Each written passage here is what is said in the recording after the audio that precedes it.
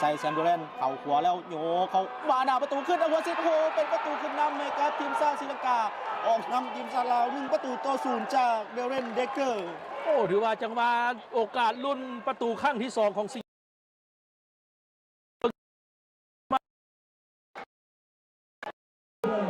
เบิ่งจังหวะดึงรอบเลยกันถือว่าตัดหน้าแจ็คดึงจังหวะโยเข่าขวาของแจ็คย้อนกลับมาแซมโดแลน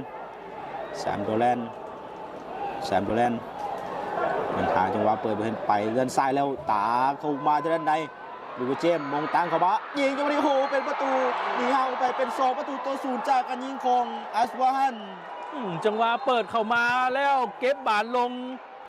ให้ยิงแบบเน้นๆเข้าไปเลยจังหวะจบเบิ้งครับตั้งมาเกมฮับของพวกเขาพยายามบังแล้วแต่ว่าผู้ทีมโยกขึ้นมาดักได้ของเอาจังหวะนี้ยังดักได้อยู่ทางเดินของซอนวิไล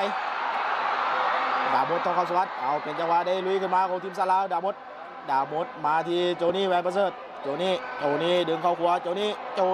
ตาโกโก้เข้ามาแล้วเป็นที่ทางเป็นประตูของทีมซาลาวไล่ขึ้นมา